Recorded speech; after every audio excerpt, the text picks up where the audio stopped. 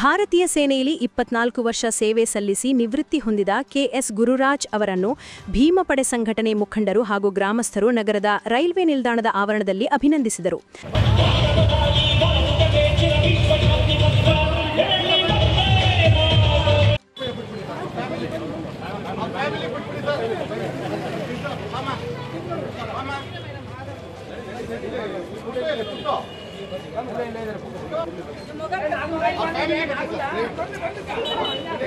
ಅಭಿನಂದನೆ ಸ್ವೀಕರಿಸಿ ಮಾತನಾಡಿ ಕೆಎಸ್ ಗುರುರಾಜ್, ಯುವಕರು ಸೇನೆಗೆ ಸೇರಬೇಕೆಂಬುದು ನನ್ನ ಆಸೆಯಾಗಿದೆ. ಇಲ್ಲಿ ಶಿಸ್ತನ್ನು ಕಲಿಸುತ್ತದೆ.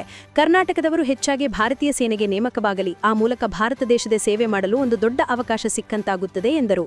ನಾನು ಸೇವೆಯನ್ನು ಜಮ್ಮು ಕಾಶ್ಮೀರ, ರಾಜಸ್ಥಾನ್, ಅಸ್ಸಾಂ, ಅರುಣಾಚಲ ಪ್ರದೇಶ, ಗುಜರಾತ್, ಪುಣೆ ಸೇರಿದಂತೆ ಹಲವು ರಾಜ್ಯಗಳಿಗೆ ಸೈನ್ಯದಲ್ಲಿ ಸೇವೆ ಸಲ್ಲಿಸಿದ್ದೇನೆ.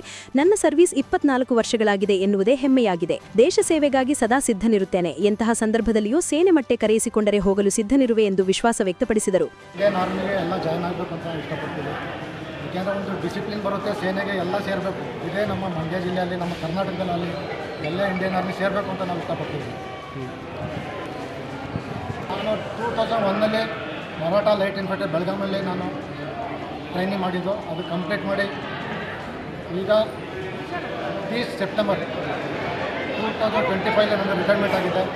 ನಮ್ಮ ಕರ್ನಾಟಕಕ್ಕೆ ನಾನು ಬಂದಿದ್ದೀನಿ, ಭಾಳ ಖುಷಿ ಆಯ್ತೈತೆ. ಇದೇ ಥರದ ಎಲ್ಲರಿಗೂ ಬಂದು ಎಲ್ಲರಿಗೂ ಸನ್ಮಾನ ಮಾಡಬೇಕು ಅಂತ ನಾನು ಇಷ್ಟಪಡ್ತೀನಿ. ನಾವು ರಾಜಸ್ಥಾನ್, ಫಸ್ಟ್ ನಂದು ಪೋಸ್ಟಿಂಗ್ ರಾಜಸ್ಥಾನ್, ಜಮ್ಮು ಕಾಶ್ಮೀರಲ್ಲಿ ನಾನು 11 ವರ್ಷ ಸರ್ವಿಸ್ ಮಾಡಿದ್ದೀನಿ.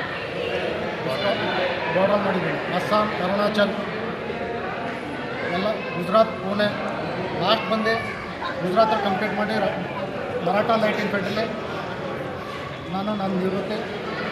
ರಾಷ್ಟ್ರೀಯ ಭೀಮಪಡೆಯ ರಾಜ್ಯಾಧ್ಯಕ್ಷ ಆತ್ಮಾನಂದ ಮಾತನಾಡಿ, ಹೊನಗಳ್ಳಿ ಮಠದ ಕಾಲೋನಿಯ ಯೋಧ ಗುರುರಾಜ್ ಅವರು 24 ವರ್ಷ ಸೇವೆ ಸಲ್ಲಿಸಿ ಮತ್ತೆ ತವರೂರಿಗೆ ಆಗಮಿಸಿದ್ದಾರೆ. ಇಂತಹ ಯೋಧರನ್ನು ನಾವು ಗೌರವಯುತವಾಗಿ ಬರಮಾಡಿಕೊಳ್ಳುವುದು ಕರ್ತವ್ಯವಾಗಿದೆ. ಮುಂದಿನ ಜೀವನ ಅವರ ಕುಟುಂಬದಲ್ಲಿ ಕಳೆಯಲಿ ಎಂದು ದೇವರಲ್ಲಿ ಪ್ರಾರ್ಥಿಸುವೆ ಎಂದು ಆಶಿಸಿದರು. ಆಗಮಿಸಿದರೆ ಈ ಜಿಲ್ಲೆಯ ಎಲ್ಲ ಅವರ ಅಭಿಮಾನಿಗಳು, ಬಂಧುಗಳು, ದೇಶಭಕ್ತರು ಇವತ್ತು ಅವರನ್ನ ಈ ರೈಲ್ವೆ ನಿಲ್ದಾಣದಲ್ಲಿ ಬಂದು ಸ್ವಾಗತವನ್ನು ಕೋರಿ ಅವರನ್ನು ಮೆರವಣಿಗೆ ಮುಖಾಂತರ ಅವರ ಗ್ರಾಮಕ್ಕೆ ಕರ್ಕೊಂಡು ಹೋಗಬೇಕು ಅನ್ನುವಂಥ ನಿಶ್ಚಯವನ್ನು ಮಾಡಿ ಇವತ್ತು ಆ ಒಂದು ಕಾರ್ಯಕ್ರಮದಲ್ಲಿ ಅವರ ಕುಟುಂಬ ಮತ್ತು ನಮ್ಮ BJP ಜಿಲ್ಲಾ ಅಧ್ಯಕ್ಷರಾದ ನಿತ್ಯಾನಂದ್ ಅವರು ಮತ್ತು ನಾರಾಯಣ್ ಅವರು, ರಾಷ್ಟ್ರೀಯ ಭೀಮಾ ಪಡೆಯ ಜಿಲ್ಲಾಧ್ಯಕ್ಷರು ಸುಧಾ ಹನುಮ ಅವರು, ಮತ್ತು ರಮೇಶ್ ಅವರು, ಶಿವಪ್ಪ ಅವರು, ಭಾಜಪದ ಕಾರ್ಯಕರ್ತರು, ಎಲ್ಲ ಪಕ್ಷದ ಮುಖಂಡರು ಮತ್ತು ಗ್ರಾಮಸ್ಥರು, ಹೆಚ್ಚಿನ ಸಂಖ್ಯೆಯಲ್ಲಿ ಹೊನಗಳ್ಳಿಗುಡ ಗ್ರಾಮದ ಗ್ರಾಮಸ್ಥರು ಸಹ ಈ ಒಂದು ರೈಲ್ವೆ ನಿಲ್ದಾಣಕ್ಕೆ ಇಲ್ಲಿಂದನೇ ಮೆರವಣಿಗೆ ಮಾಡಿ ಅಲ್ಲಿ ಒಂದು ಅಭಿನಂದನಾ ಕಾರ್ಯಕ್ರಮವನ್ನು ಮಾಡಲಿದ್ದಾರೆ.